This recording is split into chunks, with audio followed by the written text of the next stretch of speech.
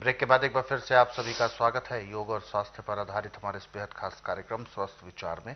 मैं हूं आपके साथ आपका साथी विकास।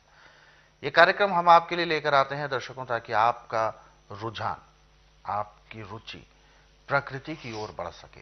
प्रकृति से जो आपका यानी जो मनुष्यों का संबंध है वो बरकरार रहे, मधुर संबंध रहे। और ये बात भी आपको जानना बहुत जरूरी है कि जब तक हम प्रकृति से अपना सामंजस्य बिठाकर रखते हैं तब तक हम अपने आप को खुशहाल रख सकते हैं। लेकिन जहां हम प्रकृति से थोड़ा सा गैप बना लेते हैं, आधुनिकता में हम कुछ ज्यादा ही प्रकृति से दूर होते जाते हैं, तो कहीं ना कहीं हमारे शरीर में विकार उत्पन्न होना स्वाभाविक हो जाता है।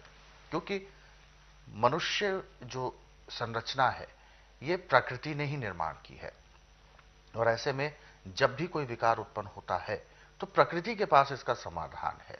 उस सही समाधान का हमें पता होना चाहिए जिसका हम समय पर प्रयोग कर सके।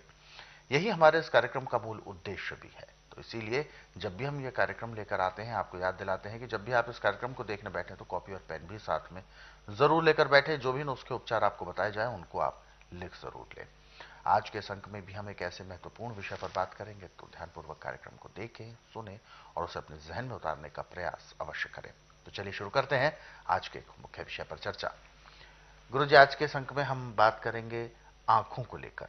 आंखों में जख्म होना, हालांकि ये कोई आम बात तो नहीं है, लेकिन जख्म कभी कभी हो जाते हैं। कुछ ऐसे सरकमस्टांसेस बनते हैं, तेजी से खुजला दिया, कुछ हल्की सी कोई चोट लग गई। खास तौर पर जो दुपहिया वाहन चालक होते हैं उनके साथ ये सबसे ज्यादा समस्या हो जाती है। तो आंख एक ऐसी चीज है जिसके अंदर कोई औषधि भी नहीं लगाई जा सकती। ये जैसे चोट लग जाती है वो मलहम लगा देते हैं, लेकिन आंख में कुछ भी नहीं लगा सकते। तो आंखों के जख्म के लिए आप क्या सजेस्ट करते हैं और आंखों के जख्म में क्या क्या कुछ चीजें हमें ध्यान देनी चाहिए? देखिए, आंखों में जख्म होने के एक नहीं अनेक कारण है। आप गाड़ी में सफर कर रहे हैं, आपकी गर्दन बाहर है। हाँ। और आपने ध्यान दिया नहीं, आगे को पेड़ आया, उसका पत्ता या कोई टहनी आंख में लगी, जख्म हो गया। जख्म हो गया, बिल्कुल। आप चल रहे हैं, तूफान आया, आंखों में मिट्टी चली गई। अब आंखों खोलने के लिए आपने आंखों को ऐसे मसल दिया, तो जो रेता अंदर गया था उसने आंख काट दी, जख्म हो गया। कई बार आप कोई चीज हाथ से ऐसे लेते हैं और मुंह पूछने लगते हैं, और आंख आपने बंद नहीं की, आंख खुली रहेगी और रगड़ अंदर लग गई, रगड़ लग जाती है, जख्म हो गया। जख्म किसी भी कारण से हो जाए, हल्दी एक ऐसा रामबाण है जो कि जख्मों को ऐसे भरता है जैसे दो अलग अलग टुकड़ों को वेल्डिंग करके जोड़ के और खराद पे उसको एक जान बना देते हैं। एक आम हल्दी का है।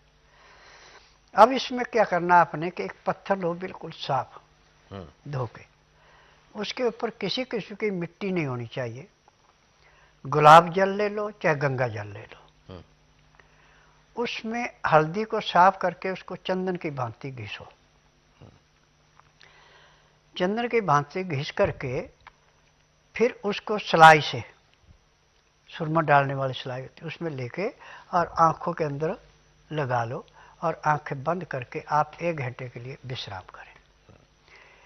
1 घंटे के बाद आपकी आंखों में जो आपने हल्दी लगाई उससे पानी भी बहुत निकलेगा आंखों से, और जख्म ऐसे भरना शुरू होगा जैसे गहरी जगह पे कोई गड्ढा है और तेज बारिश हुई और ऊंची जगह की मिट्टी कट के उस पानी के साथ आके वो गड्ढा भर गया। ऐसे जख्म को भरती है हल्दी। तभी इसका नाम जो है एंटीसेप्टिक रखा है।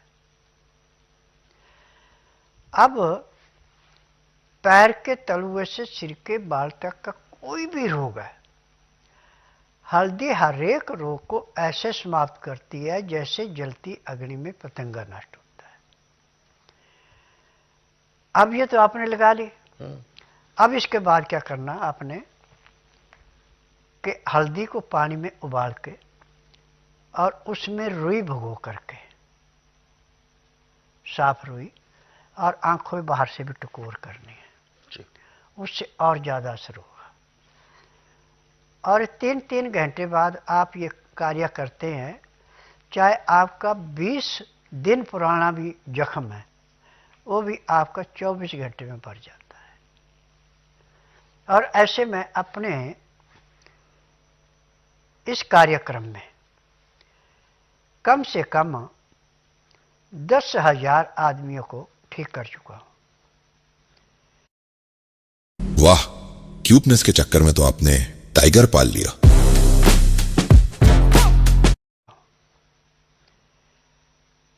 अब दूर का उत्तर ठीक होने के बाद जिसको किसी से हमदर्दी है वो तो इंटरव्यू देने आते हैं।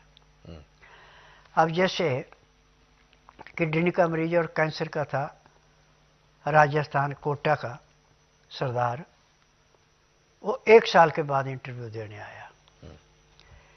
एक औरत थी जिसकी शादी को 14 साल हो गए थे, सारे इलाज करा के थक गए थे, यहाँ आई, उसके लड़का पैदा हुआ, 4 साल के बाद इंटरव्यू दिया आ गए।